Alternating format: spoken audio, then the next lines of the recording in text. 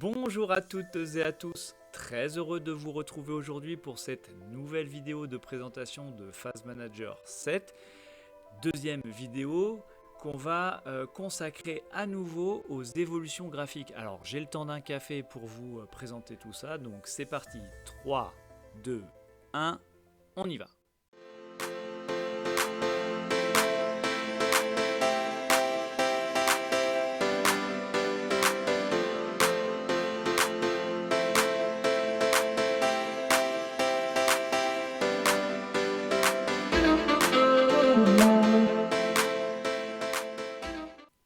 Alors on se retrouve sur l'interface de Phase Manager que vous avez pu découvrir la dernière fois. Eh bien, commençons déjà par une évolution intéressante, c'est le mode sombre. Alors le mode sombre c'est quoi? C'est ce qu'on va trouver dans beaucoup d'applications, notamment du pack office, c'est-à-dire la possibilité de mettre l'interface en couleur foncée, souvent dans les tons gris-noirs. Et bien c'est ce qu'on a fait ici avec ce nouveau menu que vous aviez pu découvrir la dernière fois. Quand on va dans affichage, on peut choisir un mode sombre. Alors qu'est-ce qui se passe? D'une part, Phase Manager se met de nuit avec une jolie image de fond, mais plus sérieusement, quand on va dans les interfaces et notamment dans la conception du phasage, on va retrouver une interface plus agréable et plus confortable pour les yeux.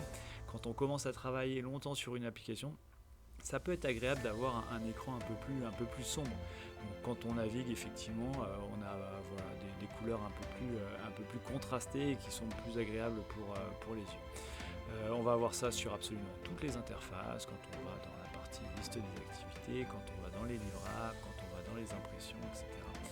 Dans les gabarits et ainsi de suite, on va retrouver cette approche-là et c'est assez confortable. En tout cas, moi j'aime bien et c'est vrai que j'ai tendance à l'utiliser maintenant de cette façon.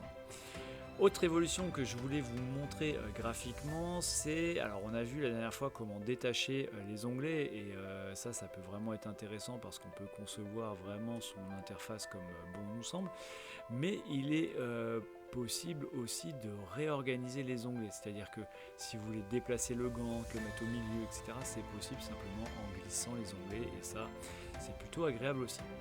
Autre élément d'évolution, la partie objets connectés. Il est possible d'ajouter des objets connectés. Alors là, j'en ai créé quelques-uns. On va vérifier où ils sont. Ah, voilà, ils sont ici. Donc j'ai une pelle qui est ici, j'ai une grue. Et ces différents objets, je vais pouvoir les associer et les associer à un groupe. Donc, je vais pouvoir créer un groupe. Ce groupe, je vais pouvoir le renommer, lui donner un nom. Je vais l'appeler groupe 2 par exemple.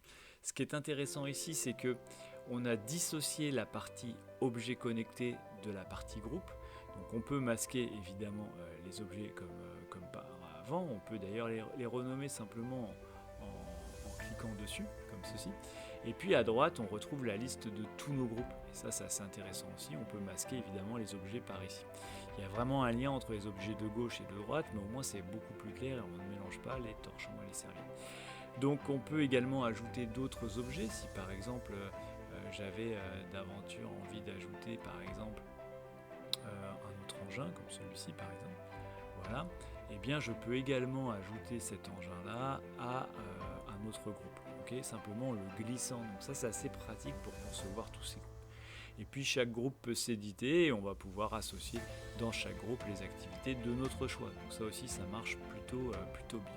Donc cette interface est beaucoup plus ludique, plus facile à comprendre et ceux qui utilisent beaucoup les objets connectés, je pense, vont apprécier cette évolution significative. Très bien, et évidemment quand on supprime les objets d'un groupe, on les supprime ici, mais ils ne se suppriment pas de là, puisque c'est simplement l'association du groupe qu'on supprime. Par contre, si je supprime l'objet d'ici, évidemment il va disparaître de mon plan. Okay, dernière chose que je voudrais vous montrer, c'est simplement la façon avec laquelle on crée les livrables. Et puis plus tard, la prochaine vidéo, je vous montrerai tout ce qu'on a fait évoluer justement dans nos livrables. Alors, ici, quand on cherche à créer un livrable, on a la possibilité de créer un carnet de phasage. Donc quand on choisit la partie phase ici, on choisit notre sous-projet et on vient ici sélectionner là les phases de notre choix. On choisit notre fond de plan, comme ceci. Et ensuite, on peut créer nos planches. On peut également lui dire, moi je préfère créer mon livrable par date. Dans ce cas, quand on vient cliquer ici par date, on a un nouvel élément qui apparaît ici qui va nous permettre de choisir par exemple la fréquence de nos planches. Et si je souhaite par exemple faire des planches journalières, j'aurai plus qu'à cocher multiple, un jour, 2 jours, tous les 2 jours si je veux, peu importe, et je vais pouvoir créer mes planches et elles vont venir s'ajouter ici. Okay, donc ça a été volontairement simplifié pour que ce soit beaucoup plus clair à comprendre. Et ensuite le paramétrage a été déporté sur le livrable lui-même, mais ça c'est l'objet d'une toute autre vidéo. On se retrouve semaine prochaine. Je vous souhaite une excellente fin de semaine. Je vous dis à très bientôt.